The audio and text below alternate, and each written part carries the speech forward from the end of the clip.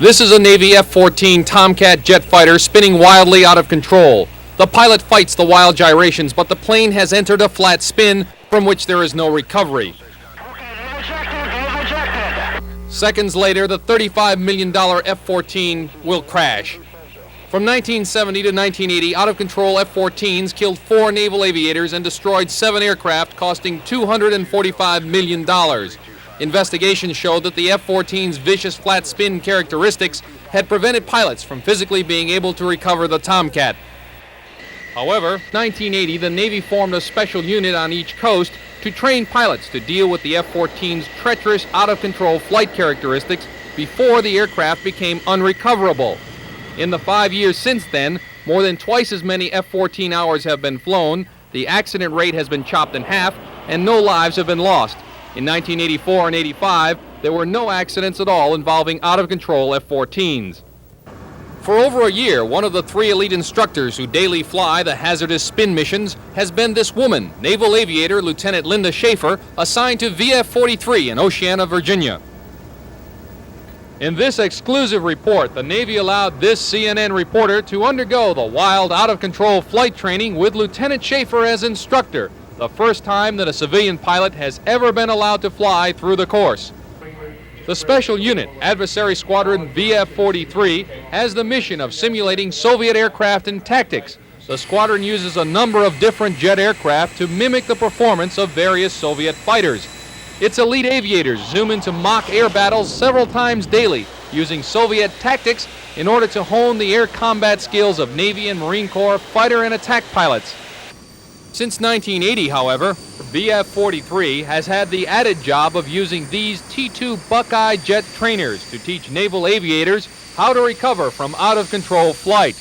This risky and dangerous course of instruction is taught by Lieutenant Schaefer and 2 other instructors, including Program Chief Lieutenant Commander P.J. Fuller.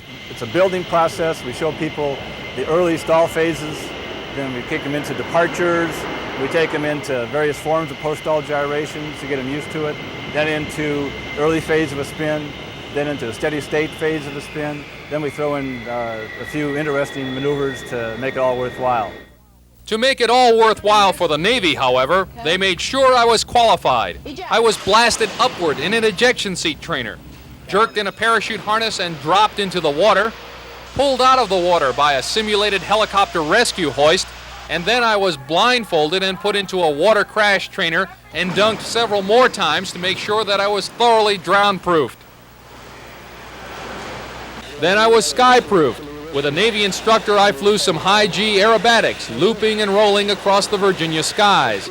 The centrifugal force of the maneuvers made me pull as much as 6 times the normal force of gravity as I flew chase in a T-38 supersonic trainer behind 3 of the squadron's other aircraft, up, over, around, and down in formation.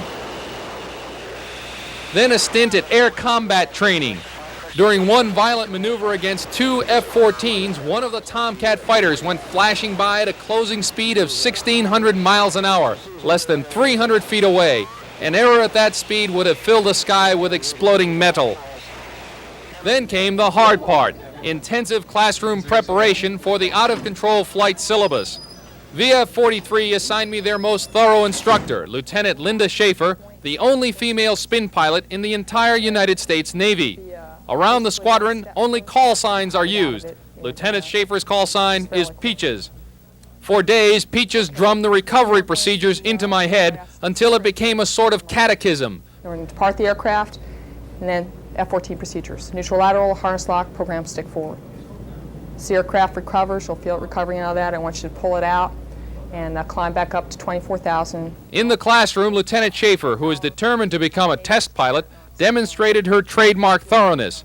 She meticulously detailed every aspect of 10 gut-wrenching, eyeball-squashing, nausea-inducing maneuvers. So, depart the aircraft again, 24,000, throttles off, full left rudder, full right stick at 120. And we'll go past the incipience phase, and then the aircraft will be about 30 degrees nose low, steady state yaw, going around the horizon. I'll be talking to you through all of this so you see all the phases, and I'll tell you when to recover. When I ask you to recover, again, look at the turn needle, rudder opposite, stick into. After a final review of emergency procedures, we headed out to the aircraft. Lieutenant Commander Fuller would fly the chase airplane with Lieutenant Pompier in the front seat shooting videotape. We started our engines and taxied out to the active runway. After receiving clearance, we began a formation takeoff. We headed out to the practice area some 60 miles south over the swamps of Dare County, North Carolina. After some warm-up maneuvers, we began the syllabus. First came the ballistic departure. Fly the airplane straight up and then let her fall. As the jet flopped over, I performed the recovery procedures that Peaches had drummed into me. Neutral lateral stick, harness locked, program stick forward, and pull out of the dive. After increasingly difficult maneuvers with names like accelerated departures, incipient spins, and rudder triples, came the upright spin. Following Peach's calm instructions, I slowed the jet down. As it started to shake just before reaching stall speed, I kicked in hard rudder and opposite aileron. The T-2 flipped around and began to gyrate like a falling leaf.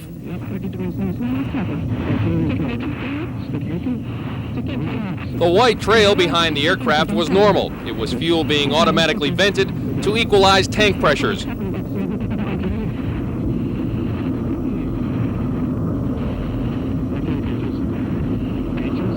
Again, I recovered using the standard F-14 recovery procedures that Lieutenant Schaefer had taught me earlier. Then came the inverted spin. I started a loop. When the aircraft was upside down, I pushed the nose up, waited for the aircraft to stop flying, and pushed in full rudder. Instantly, I was upside down, hanging from the harness in negative G, being pushed towards the canopy.